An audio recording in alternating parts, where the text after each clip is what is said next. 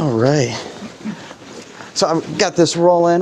Good to meet you. Yeah, Good to meet you. Yeah. For my audience, can I get your name? I'm Dave Kester. Nice to meet you.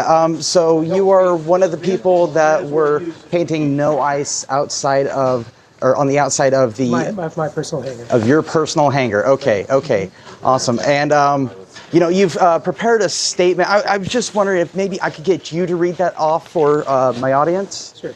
I appreciate you. Yeah. So this is basically says local pilots in Newport are painting in no ice in large letters on a private hangar to express our unified, peaceful message. Our airport and our community should not be used for immigration enforcement operations that separate families or endanger vulnerable people. Pilots here serve fishermen, medical flights, and neighbors across the coast. We rely on trust, cooperation, and safety, not fear. This message is aimed at individuals working in government, this message is not aimed at individuals working in government, but at policies that we believe are harmful, unnecessary, and incompatible with the values of a small coastal town. Newport has always looked after its own and welcomed people from everywhere. We want our airport to remain a resource for transportation, rescue, commerce, and community, not detentions or deportation flights. The No Ice sign is a simple and visible reminder that local pilots stand with compassion, due process, and humane treatment. Thank you very much for that statement. Okay.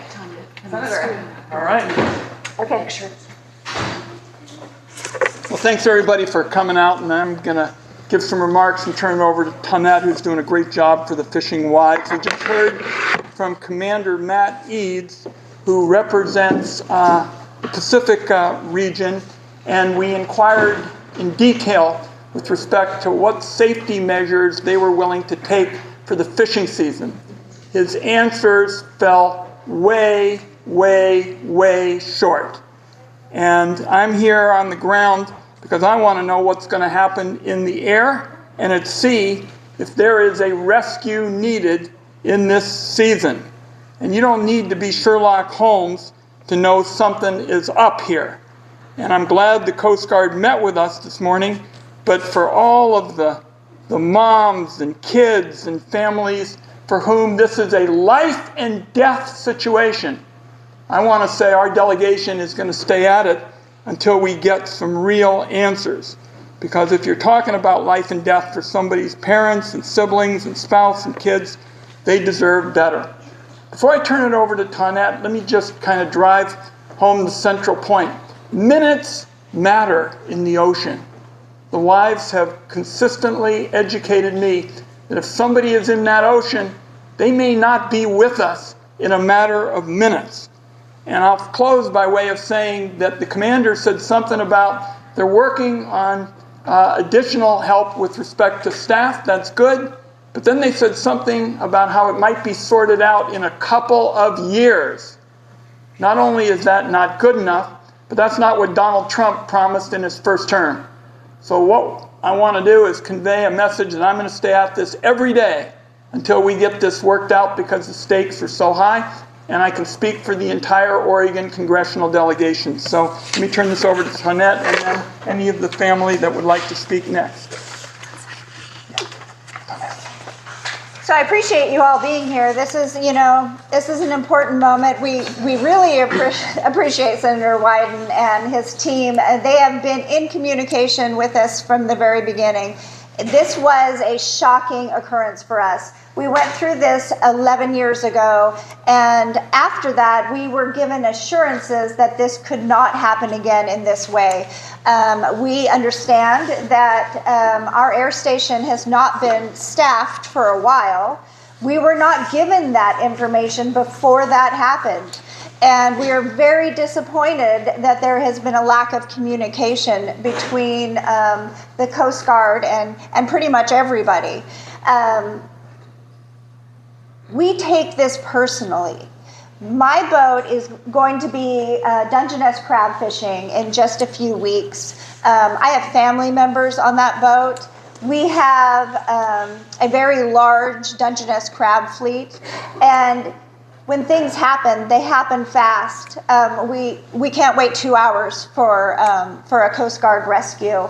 Once one of our loved ones, one of our commercial fishing men or women are in that water, they have minutes before they have a lack of use of their limbs. Within an hour, even if they have a flotation device, they don't have a high survival rate. So we are looking at them recovering our loved ones, not rescuing our loved ones. This is important. This is life and death. I will say this is, we are super lucky that we have senators that are backing us. But we do believe this is a bipartisan issue.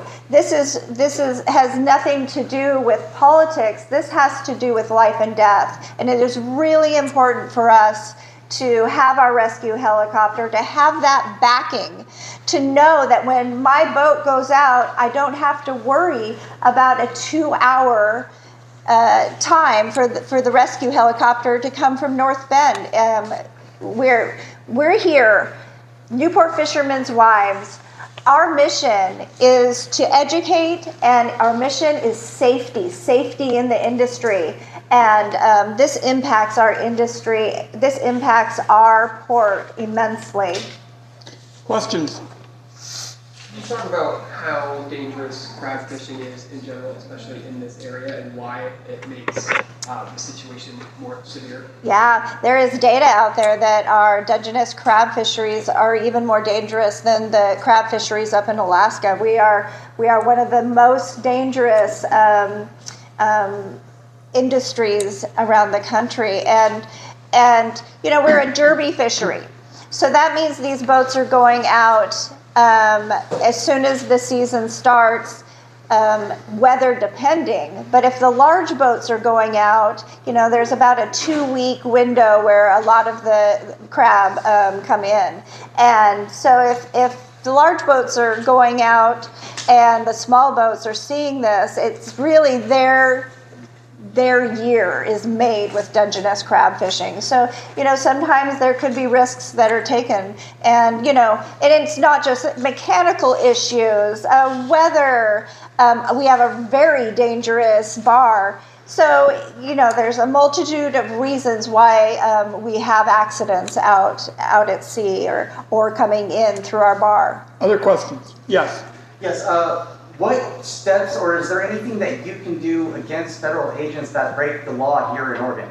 Well, a couple of things. I have serious questions with respect to whether the administration has even complied with the process for making these changes, and I intend to bird dog this until we get answers. You cannot underestimate what even a few minutes means at this point in a fishing season. So this is going to be top priority for me, and I believe I can speak for the Oregon congressional delegation that we're all in for this fight because the stakes in terms of safety are so high. Have you been able to have any of those conversations with the Trump administration this far?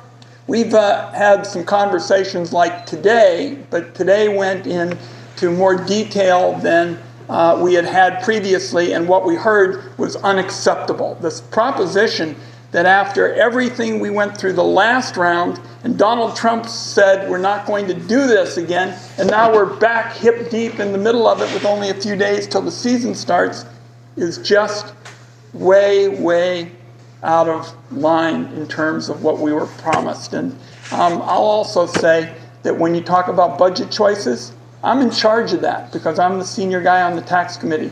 I'm going to say we can take a bit from the billionaires and give it to the fishing families, and we can go to work. Time for one more question before we do the tour, and then just a reminder, he'll also be at the town hall if you have questions. Yeah. Go ahead. Who's the last question? Do you have any other detail on reasons, let's say, why the helicopter was moved? What were you specifically dissatisfied with regarding the... I believe it was moved because they didn't understand how strongly we felt and that maybe they could get away with it. I mean, you often have people in government say, oh, we're serious about this, oh, we're going to follow up, but then you go to a meeting like this and people say they'll take care of it in a couple of years. That's not good enough. You want to have the last word? Yeah, I just want to say that because we have not had communication with the Coast Guard, because this is such an emergent issue for us, that's why we have taken it to the courts. And we feel very strongly that they have broken the law and that we have a very strong case against them. We'll go on tour and answer questions. Yeah, also, yeah, so thank everybody who wants to go on the tour to support. Well, disappointing news, folks. I am not going to be able to go on the tour with everyone else. Mr. Fuller here is saying I'm not credentialed. Just to remind everyone that free press isn't free. Mr. John Fuller here.